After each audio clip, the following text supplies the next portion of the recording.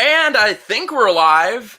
Hey, thank you guys so much for watching. I'm so excited today to have writer, eyebrow legend, gay icon, somebody I've been wanting to have for so long, writer for the Washington Examiner, Bradley.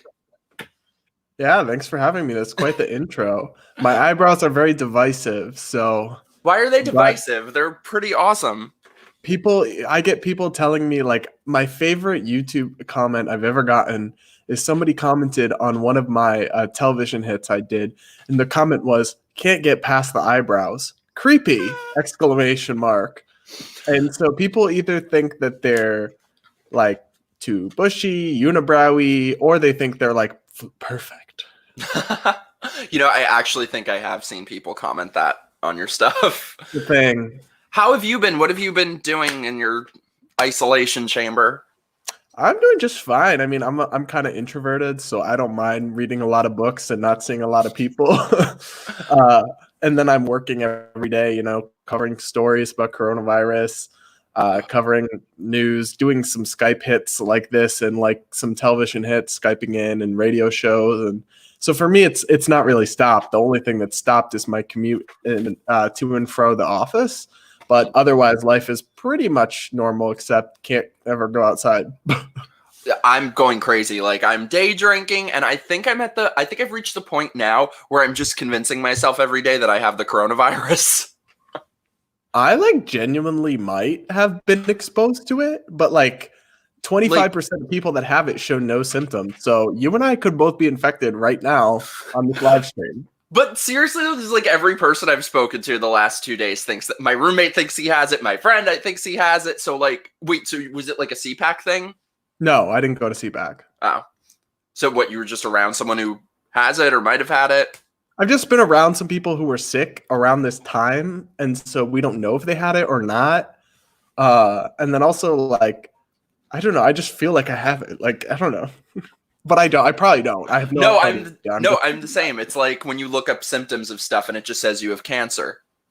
And you just go down that spiral of convincing yourself. Ronnie knows you have a brain tumor. Yes. So wait. So what have you been working on? Or is it all Corona all the time? Not all Corona. And the fun thing is too, coronavirus has become such a big story that it kind of encapsulates every other story. Mm-hmm. So one of the things I write a lot about is LGBT issues. And I've gotten to write several articles where it's LGBT issues under the Corona issue. Today I wrote about how the Trump administration, to fight the coronavirus, which has actually kind of counterintuitively caused a huge blood shortage. So the Red Cross has a huge blood donation shortage because people aren't going out, so they're not donating blood. And they're canceling big events, so that means they're canceling blood drives. So you have this big shortage, and they're trying to get people to donate, but they had a rule from the FDA that said no gay people can donate, pretty much.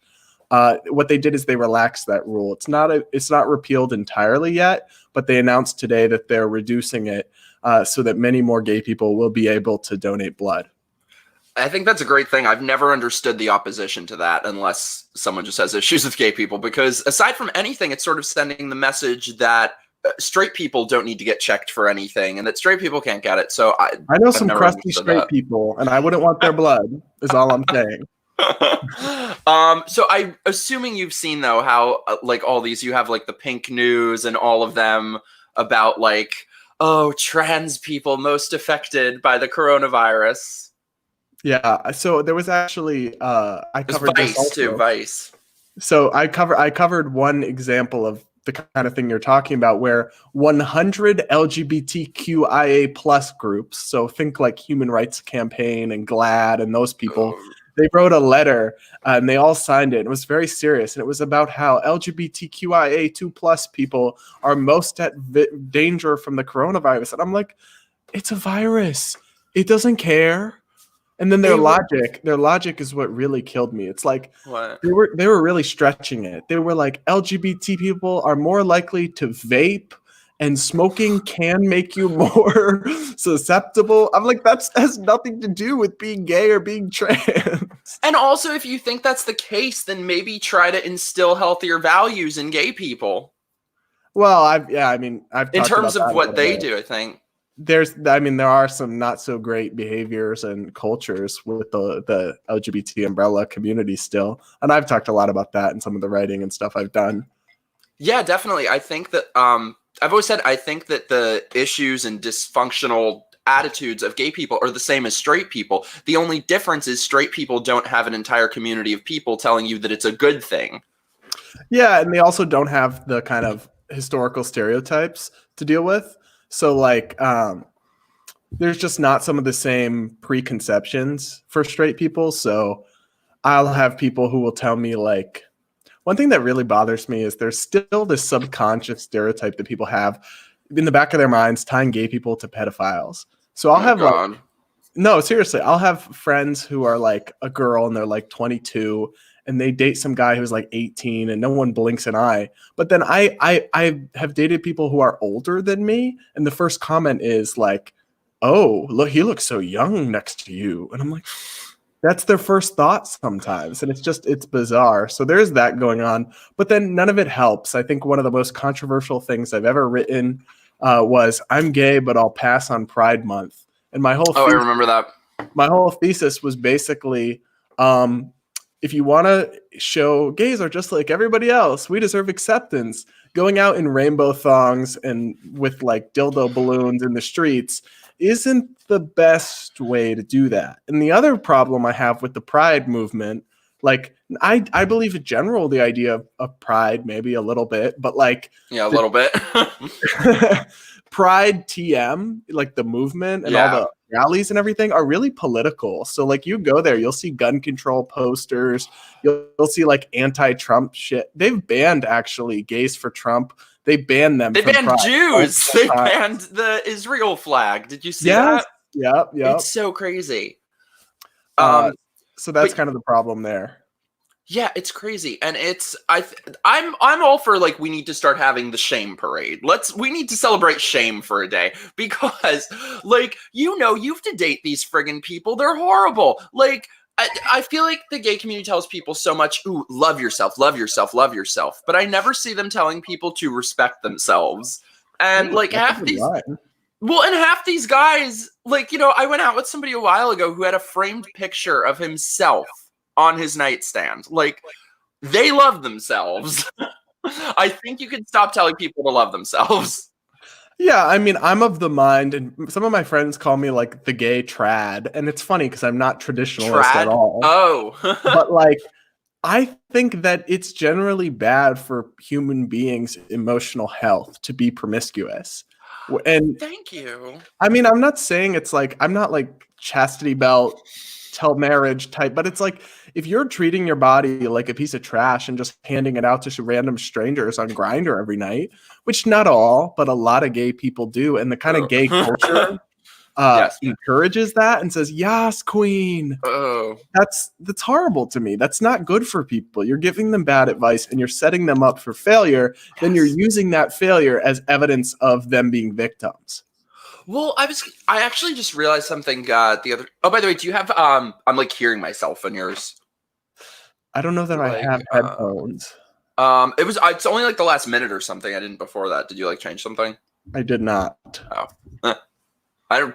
It'll go away. But I was gonna say something I've noticed. Oh yeah, it's better now. Something I've noticed recently though is like all of these people that I used to know years ago and used to be friends with who were always.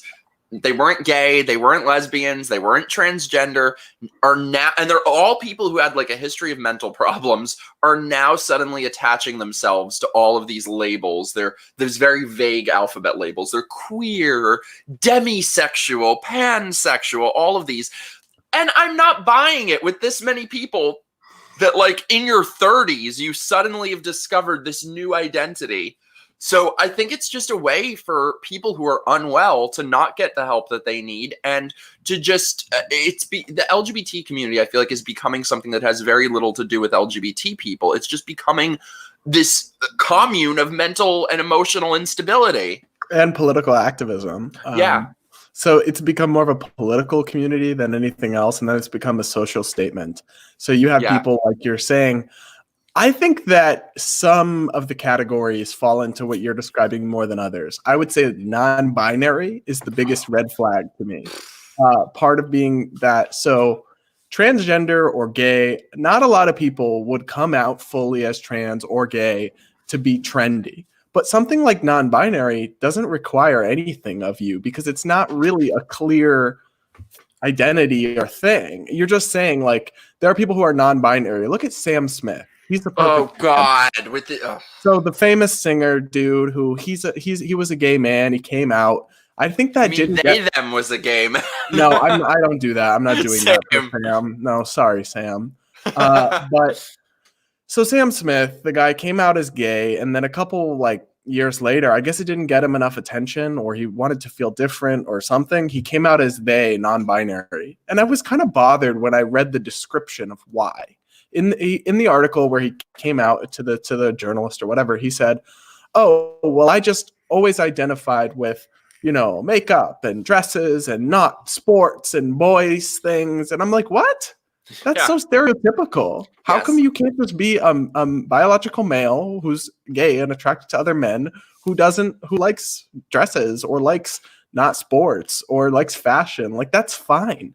Why does it have to be a label, a trend, alphabet? I don't get it. Well, that's what I think is so interesting, is that they label us as if we're narrow-minded or something, but they are actually the ones who have the most narrow-minded definitions and mentalities of gender expression of any of us, because they actually think that if a man doesn't have interests or fashion choices that are considered masculine enough, that you're not a real man.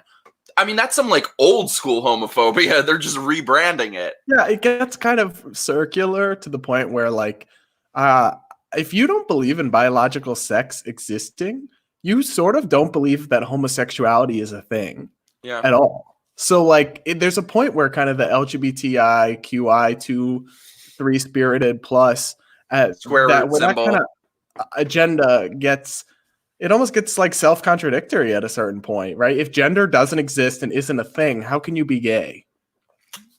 Yeah. What is gay? How can you transition even if there's no such thing as biological sex? If gender is just a social construct and sex doesn't exist, then what does trans mean?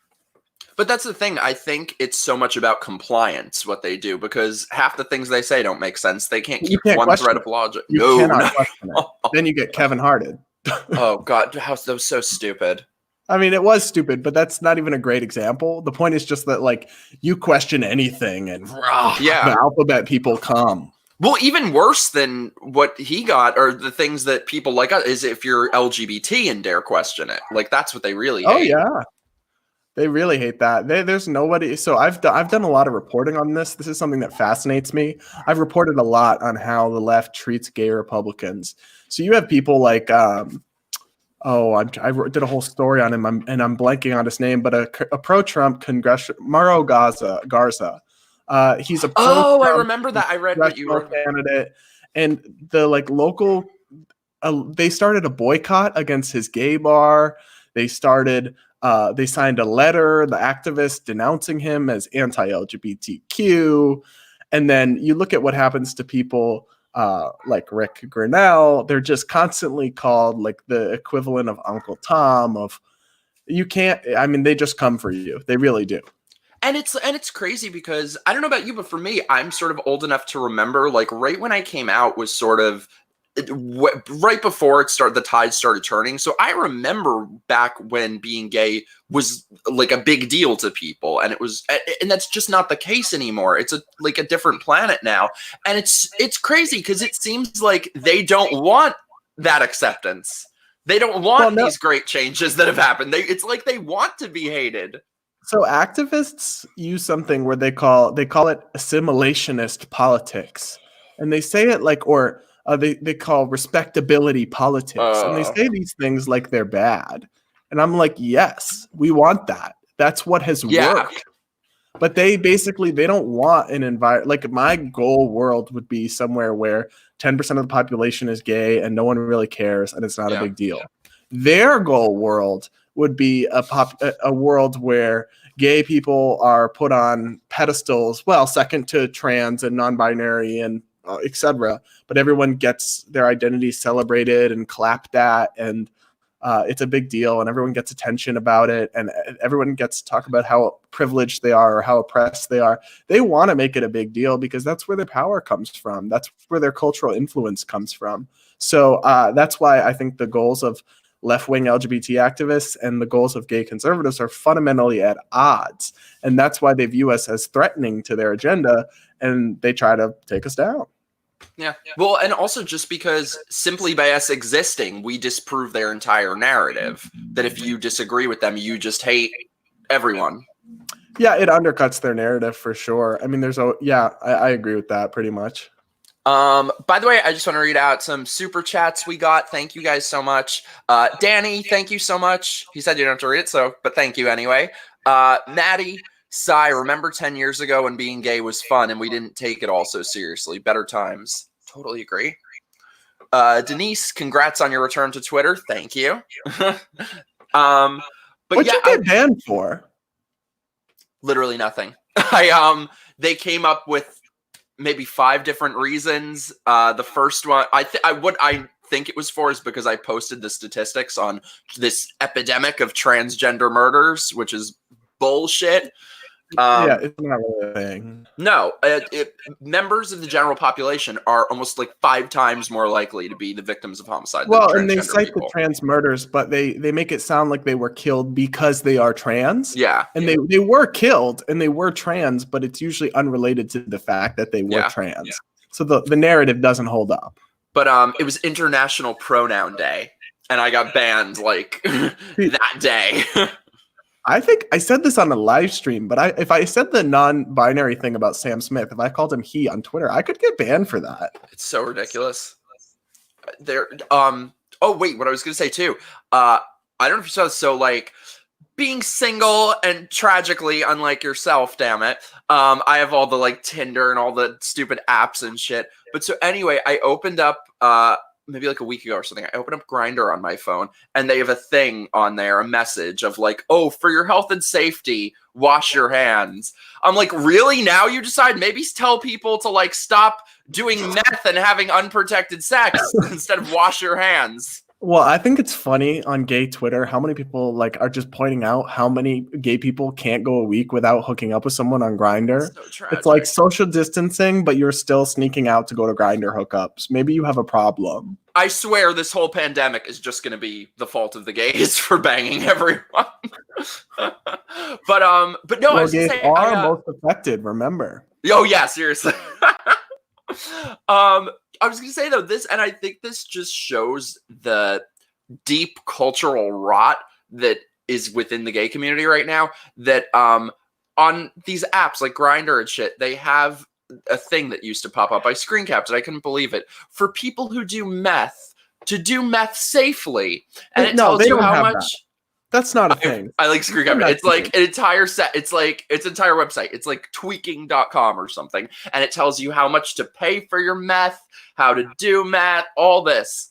And this is like a pop-up that comes up whenever you open the app. So this is going out to everyone. And nowhere on that site, because I read the whole damn thing, nowhere on that site does it talk about get help, stop doing meth, maybe. Like, it's really becoming an epidemic. I've really noticed lately that, like, on Tinder or Grindr, like, half the guys I see, it seems like they're on meth.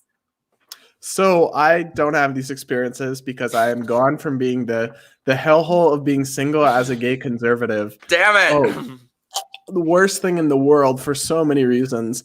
But I remember I saw some crazy stuff on some of those sites, and they're kind of an epitome of the worst of the community.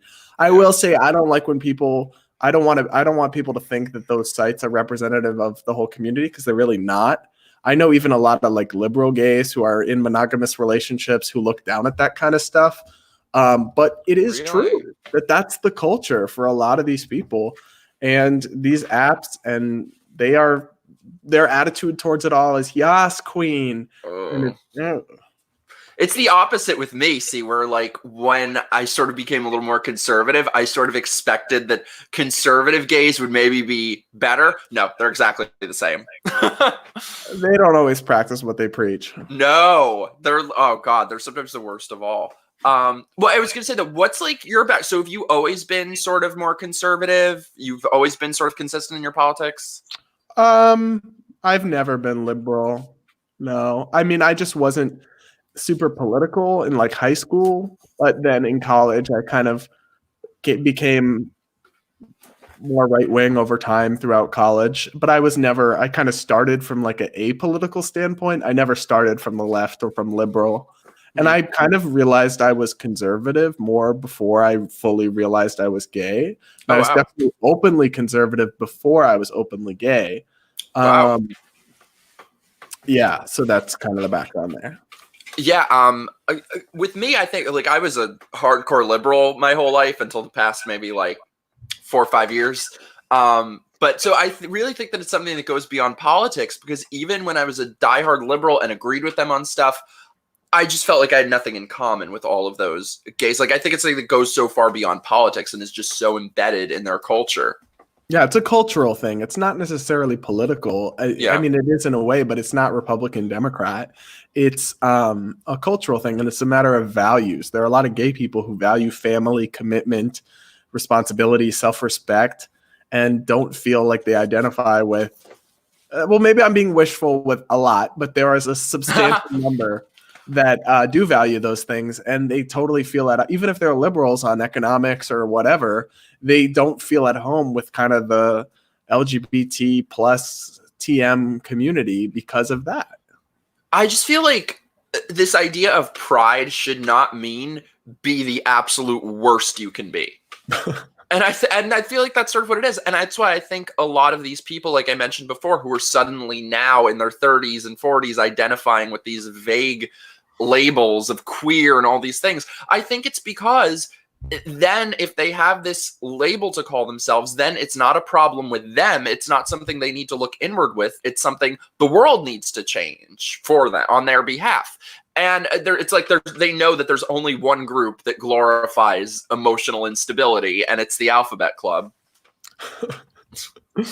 Yeah, I mean, there's a certain extent to which people search out the victimhood status of like identity politics or the woke left. And it's a self-fulfilling cycle that helps them excuse things, right? In the sense that like, and this goes beyond just LGBT, it's kind of the identity politics oppression narrative more broadly. Why am I not successful in life? There's two possible options. One is I have to reflect on myself. Do I work hard enough? Do I have goals? Have I taken my life seriously? Am I focused? Or the other option is there's this group of people willing to tell me that nothing's my fault and I'm just put down by the man and I'm marginalized. And that's a more convenient path to go down. The real world isn't 100% one or the other for most people. But to go down this complete victimhood route for a lot of people is an excuse. Yeah, and I think it's. Oh shit! Sorry, sorry. 1 second. My plug came out. I was about to check. Sorry, I forgot what I was about to say. Another super chat. Maddie just wanted to say thank you.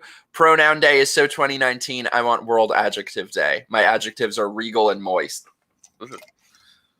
Those are horrible adjectives, dude. Get better adjectives.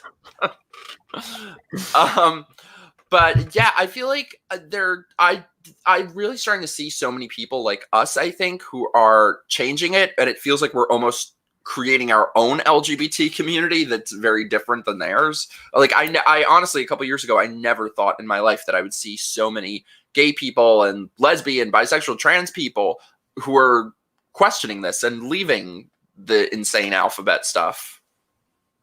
Yeah, well, part of that is because of Donald Trump. I mean, I'm not a Trump supporter in a lot of ways, but part of this is because on the issue of LGBT, he's a different kind of Republican. He just doesn't really care, right? So if you had an ultra conservative, social conservative Republican president right now, I bet there would be less of this going on. But when you have a Republican who just doesn't care, he'll appoint gay people. It's whatever to him. I don't think he's some LGBT flag waving ally, but he's neutral on it pretty much. And that's historic for a Republican president, right? And so that allows people to feel like they could be a Republican, right? Because 20 years ago, a lot of people, somewhat understandably, would feel like I can't be a part of a party that's actively talking about how they oppose gay marriage. Well, Trump supported gay marriage since he took office. He tweets how happy Pride Month and says Pete Buttigieg and his husband, oh, it's great. It's like you can debate and it's still not enough for them. Well, then it gets into like the policy of the administration and every tiny thing. And I do a lot of reporting on that stuff, so I could go into all the weeds of it. But rhetorically is what most people pay attention to. Most people don't pay attention to small policy changes at the Department of Labor. Yeah. Right. But Trump rhetorically has taken a neutral stance on LGBT issues pretty much, with maybe the one exception being the transgender military ban. This is the only time he's come out firmly against something. And the rest of the time, he just doesn't use it as a wedge issue. Right. And Republicans would constantly be pounding that drum, bringing it up. And so Trump just kind of would rather tweet about the wall or about Rosie O'Donnell. Yeah. So I mean, there's ups and there's all sorts of upsides and downsides to Trump that we could talk about for 10 hours, but for me, that's a big upside. Yeah, I agree. I actually think, and this is something that for people, especially who don't agree with us, might sound strange, but I think if you take his words out of it and a lot of stupid shit that he said, I think in terms of outreach and policy, I think he has made the Republican Party a more inclusive place. Even like a big, because I don't really consider myself a Republican. I mean, I registered as one. I'm not playing golf. I'm not going to get sweater vests, but I registered because you have to here. But I think one of my big criticisms of the Republican Party is I think for decades they've ignored Black people, they've ignored gay people, they've just haven't reached out to different groups of people. And I think he's really changing that, which I think is a great thing. He's trying. So I think he's going to be less successful on the racial minorities front. He's made a big pitch for Black voters, especially the last couple months. I don't know if it will be successful. I don't think he'll ever be successful with Hispanic voters at a high rate. I just don't. Really? I mean, who knows? But that's one where I think he's going to have a hard time. I think on the LGBT front, I mean, he got 15% of the LGBT vote in 2016. That's a lot. And there were so many people, too, who didn't vote for, like, I didn't vote for him last time, but I think there were so many people who didn't vote for him last time that are going to this time. Yeah, I mean, so I don't think that I'll end up voting for him this time, but if Bernie was going to be the nominee, I planned on voting for Trump. Let me know what you think of this. Like, so obviously I hate Hillary, and I didn't vote for either of them last time, but like, you look at the last two people standing now, Bernie and this walking zombie that is Biden. I would take Hillary any day over these two. Oh, see, I would take Biden over Hillary. In his current state? Well, his current state is vegetative, so how much harm can you do? Could just go around eating pudding, forgetting what day of the week it is, what state he's in. So do you think that he's gonna make it to the? Are you one of the people who think they're gonna replace him, or that he's gonna make it to the election? Know. I hate predictions. Who knows? No one fucking knows. No one knows. I mean, who knows what's gonna happen? I was solid in my prediction of Elizabeth Warren winning, so I ain't predicting shit no more. I'm glad you were wrong about that. I actually think, just from like an objective, like game theory perspective, I think she was like set up to win, that she could have been the bridge between the two factions, but she just decided she wanted to like out Bernie. But also, I mean, so much of you're right on a policy front. She could have been the bridge candidate, but so much of politics is about persona and charisma. Yeah. And she is in so many ways an unlikable person. It has nothing to do with her gender. I stand Tulsi Gabbard, and she's a female candidate. But if only we could get Trump Gabbard as the ticket. They just disagree on too much policy. But you know what I would like? They agree on a lot of foreign policy. I thought it would be fun if Trump appointed her like defense secretary or secretary of state. So many people would melt down, but it would be and get so angry, but it would be so great. And it would be smart for her too, because she doesn't have a future in the Democratic Party. Like, you're not allowed to think for yourself. You're not allowed Democratic Party. She's questioned identity politics. She's opposed third-term abortion. So even though she's like stolidly progressive on the policy, and then she also talks in a way that's across the divide, right? She doesn't call Trump supporters deplorables, so she's burned too many bridges with the Democrat elite. So her political career, quite sadly, is done in the Democratic Party. Yeah, it's so crazy to me that I think the most important statistic from the last election that I never hear them talking about is about 8 or 9 million Obama voters switched to voting for Trump in 2016. Mm-hmm. And it's as if they don't even want those votes back. Yeah, no, they've decided to just discard those people into the basket of deplorables. Yeah. Which isn't smart. It's not smart, but they're counting on the fact that they can tap into other voting constituencies, and I guess we'll have to see. Yeah, I mean, I obviously I don't think Trump is going to win the different demographics of like black voters and stuff, but I do think he's going to make some big gains. Well, he wouldn't need to win. If he could get 20% of the black vote, he would win. Like, I mean, I think that's not impossible. I don't know. I mean, he's trying for it, and I don't even just appreciate that much, because I feel like so many of them in the past, I feel like that's been a major problem for a long time with Republicans. One thing that helps him is the First Step Act. Yeah. That really helps him with black communities, because for so long they've seen tough on crime Republicans lock people up for 20 years for a drug possession charge, and he was the guy on that, on criminal justice reform, and that's a huge issue in the minority communities. So that will be to his benefit. By the way, that's what I wanted to mention before. Like, this is what I love about you. I feel like you piss off liberals and conservatives a lot, and it's awesome.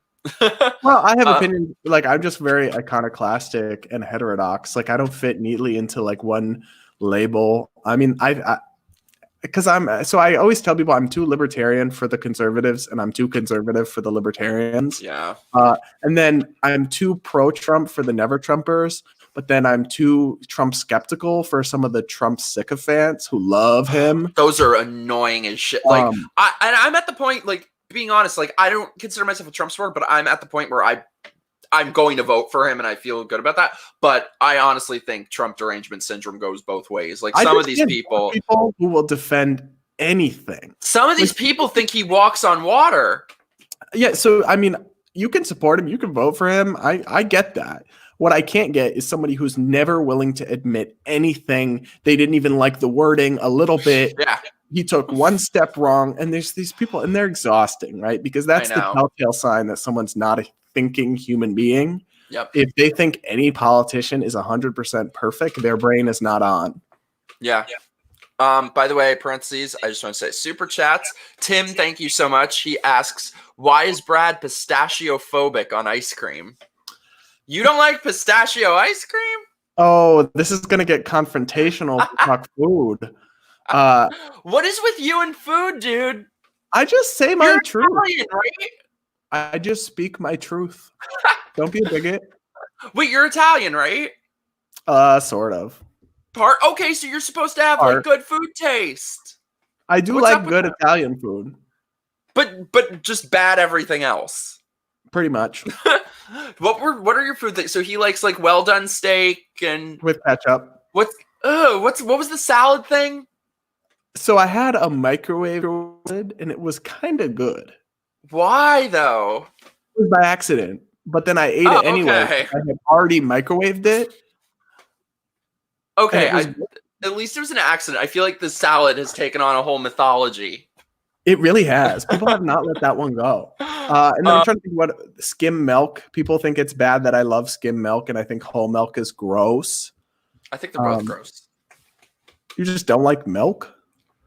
No, unless like in cereal. Confession. Oh, now I'm gonna get myself in trouble. I do like soy milk. I guess I'm a soy boy. Liberal. Wait, we're super chats. Linz, thank you so much. I've been an ally all my life, and I'm so happy to see that people are finally seeing the erasure taking place by the non-binaries and transposers. Love you. Oh, I love you too. Yeah, I think that's a huge thing that's happening.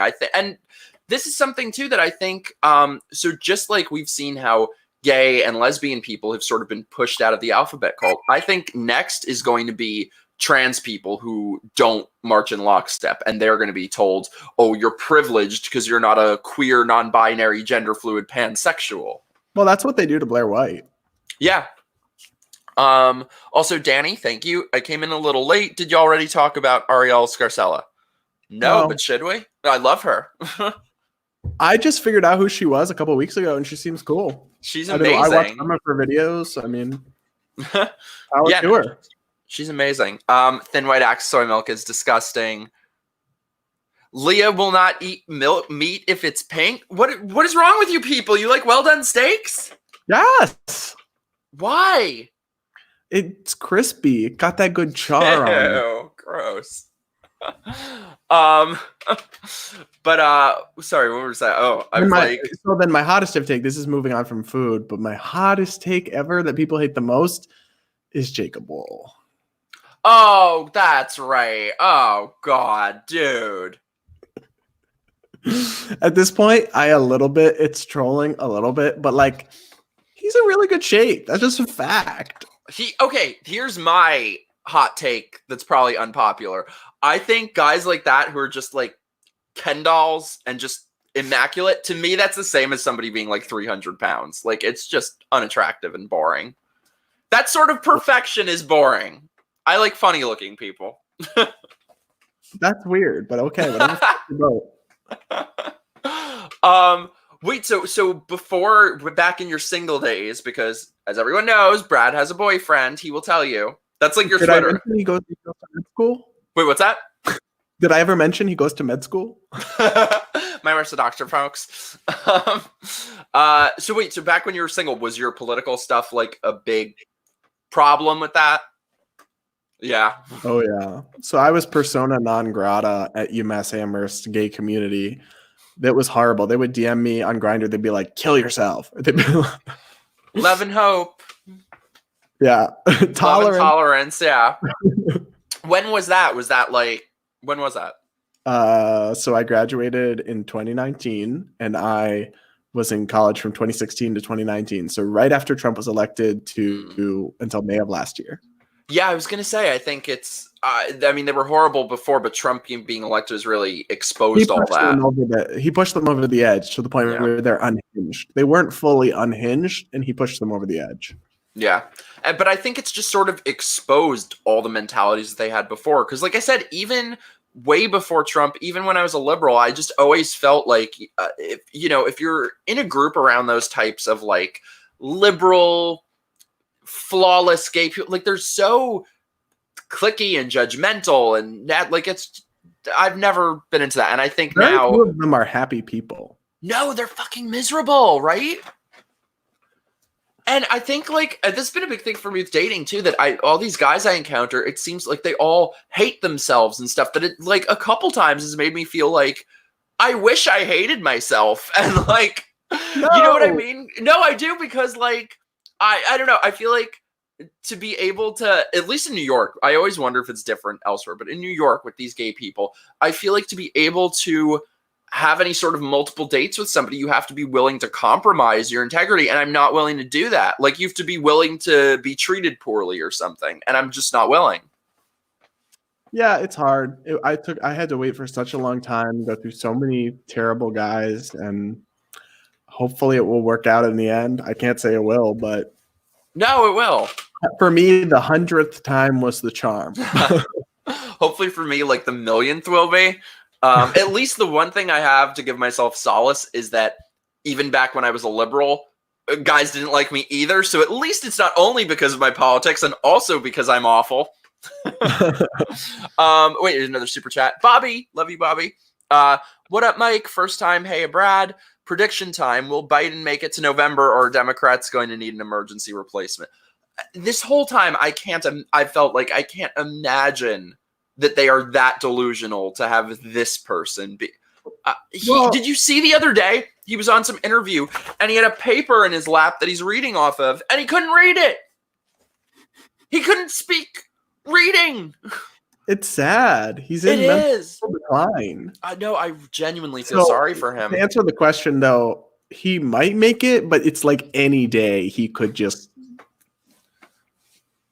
not be able anymore. And I honestly think that, like, if they keep pushing him, I really think that, like, one of these days something horrible is going to happen with him at a convention or a debate, or something horrible is going to happen, and they're all going to need to take responsibility for that, for pushing this unwell man. I do too. I like if that were my dad or my grandpa or something, like I would My shut this shit down. Yeah. I would shut this shit down. But it's just like, does nobody care about him enough more than they care about getting into the White House? I don't know. Yeah, I feel sorry for him. I don't know. I mean, I would think he'll be replaced, but I also didn't think that they were going to let him be the nominee. And I mean, they set this up for him to be the nominee. They got everyone to drop out. He was running in fifth place. Establishment affair. Yeah. And I mean, don't you think too that the people that they had drop out would have been a lot strong? Like, as horrible as they are, like Klobuchar or Buttigieg would have been better than him. Oh yeah, they're both more competent and charismatic than Biden. Yeah, is in his current form. Yeah, absolutely. And they're not unwell. It's crazy. It's as if they thought, like, let's get Hillary, but less competent and with dementia. Yikes. They just never, it's shocking how they just never learn their lesson. So what are your plans for the rest of your quarantine? That's a good question. I'm just going to keep doing my job, try to do some stuff. I'm building a home office. Ooh, that's nice. So, yeah. And read books and not do anything. I'm going crazy. I'm going freaking crazy. This is horrible. I'm doing fine. Honestly, like. Does your man live near you? Have you been able to see each other? Yeah, he lives down the street from me pretty much. Oh, that's nice. So you've been able to like quarantine together? Pretty much, yeah. Oh my God. I actually had, so this guy messaged me who's like way out of my league, super hot, and is like all conservative and likes like my videos and shit, and lives in New York, which those three things never happen. Hot, conservative, lives in New York. Never happens. So he wants to like go out, but this week. So I'm like, do I risk getting the coronavirus to go out with him? Risk it? Mm. I mean, he's really hot. I mean, you're not at risk or anything. That's not advice. I didn't say that, people. Don't quote me on any of that. That's gonna be a Media Matters piece. Brad said the conspiracy theory. People are not at risk. Well, young, healthy people. No, but I'm telling you, I fell asleep with my window open the other night, and now I'm convinced that I got the coronavirus from it. It's the WebMD thing of like, go everyone. People say go everyone. It's so funny because I posted that on my Facebook, and everybody was either like, "Yes, go, you have to go," or "Are you crazy? You can't go. What are you thinking?" Oh, if you go, just don't tell anyone because they'll bitch at you online. But they were so pissed. Okay, I might go and not tell anyone then. So anyway, I know you have shit to get to. I don't want to keep you all day, but before we wrap things up, does anybody have questions or anything? Final words? That sounds very ominous. I'll take Q&A. Q&A. What they're just gonna get like all food stuff about salads and steaks. No. You know what I actually made recently, and this is oh God, dude, I'm becoming like such a fat piece of shit in quarantine. But I made like a grilled cheese on a glazed Krispy Kreme donut. So good while you're eating it, so bad after. That's gross. It was delicious, and then I immediately regretted it like 5 minutes later. Super chat, Tame the Watcher, thank you so much.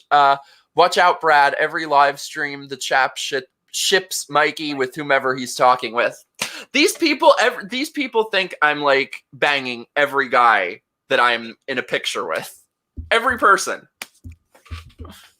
I'm not. I wish I were banging half the people you guys think I am. But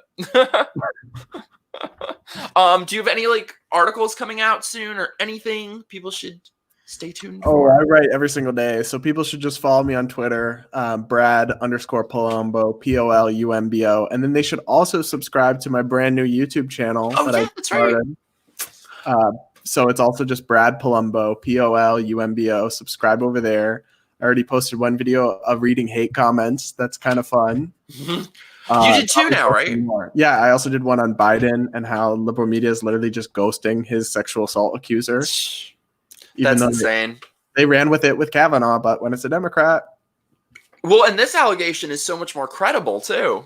Yeah, I mean, so much might be a little bit of a stretch, but it is more credible because she has two corroborating witnesses, whereas That's what I Christine meant. Blasey Ford has none. Like she said, one person would be able to confirm her story. They asked that person, and she said, "I have no remembrance of this." Like, Yeah. so anyway, yeah, they've ghosted the story, and it's really really hypocritical. Yeah, I don't know how anybody could still operate under this premise of thinking that these groups care about the things they claim to, because it's just so clear. Yeah, I mean, liberal media in general is just extremely partisan, and I just hate that they're not open about it. Like, I'm open about I'm a journalist, but I'm very open about my beliefs. My articles are labeled opinion at the top.